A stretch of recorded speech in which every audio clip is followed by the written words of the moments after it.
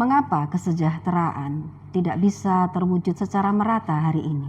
Sahabat muslimah, kita hidup di tengah satu sistem peradaban umat manusia yang dikuasai oleh sistem peradaban kapitalisme sekuler.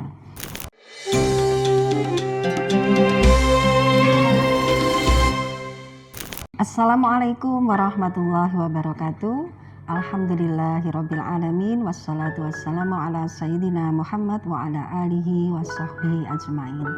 Sahabat muslimah, alhamdulillah Allah berikan kenikmatan kita dipertemukan kembali dengan bulan Ramadan, bulan dilipat gandakan pahala.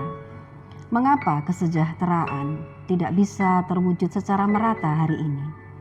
Sahabat muslimah, kita hidup di tengah satu sistem peradaban umat manusia yang dikuasai oleh sistem peradaban kapitalisme sekuler, di mana nilai-nilai materi diunggulkan. Kita lihat perkembangan teknologi luar biasa, angka pertumbuhan ekonomi dibanggakan, tapi di sisi yang lain kita lihat biaya hidup semakin tinggi, inflasi semakin menjulang, termasuk distribusi yang tidak merata, kesenjangan antara kaya dan miskin yang semakin dalam.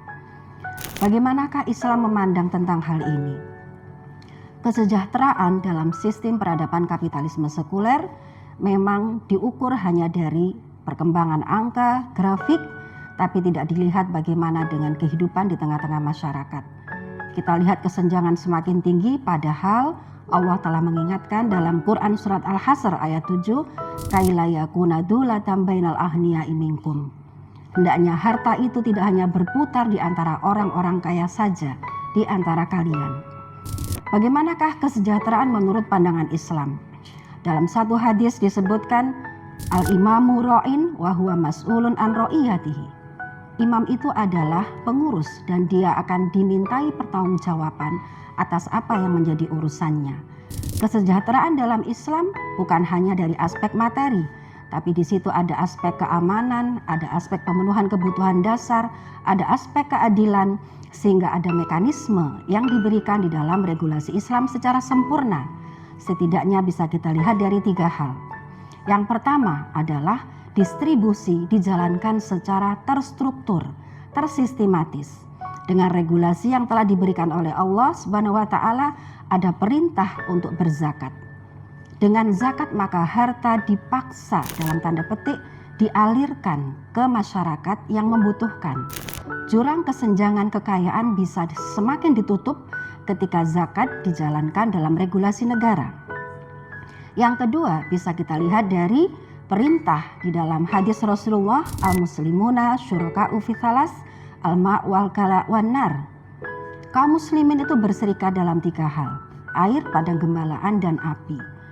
Sehingga dengan regulasi diaturnya aset di muka bumi ini dalam konsep kepemilikan umum, hasilnya digunakan untuk kebutuhan masyarakat luas, dialokasikan untuk belanja pendidikan, belanja kesehatan, aspek keamanan, sehingga setiap masyarakat tidak harus terpangkas income-nya karena memang difasilitasi dari pembelanjaan Baitul Mal, sistem keuangan negara. Yang ketiga, di dalam Islam dilarang keras praktek riba, ditimbunnya harta kekayaan dengan sistem ribawi, termasuk mengembangkan ekonomi hanya menggunakan sektor real. Akan ditutup semua mekanisme sektor non-real. Dan semua mekanisme itu tentu membutuhkan sistem politik Islam. Mengapa regulasi tidak akan tegak tanpa diterapkannya hukum secara formal? Zakat bisa berjalan secara efektif jika memang diundangkan menjadi regulasi negara. Kepemilikan umum juga bisa diterapkan secara efektif jika negara memberlakukan pengaturan aset berdasarkan hadis Rasulullah. Termasuk larangan riba tentu tidak bisa tegak secara efektif kalau tidak menjadi regulasi secara formal dalam undang-undang negara.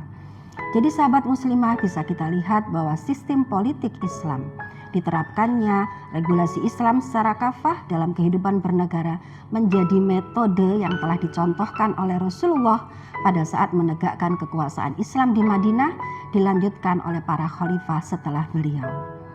Dengan regulasi Islam, maka kesejahteraan bisa diwujudkan secara merata keadilan bisa diterapkan, bisa dirasakan, termasuk kemakmuran secara merata bisa dirasakan masyarakat, dan tentu yang lebih penting lagi di atas segalanya adalah kebahagiaan, keamanan, pertanggungjawaban di yaumul hisab yang bisa kita berikan kepada Allah sebagai bentuk ketaatan kita, ketakwaan kita, yang kita berharap Ramadan ini menjadi momen untuk melatih kemampuan kita bertakwa kepada Allah secara kafah.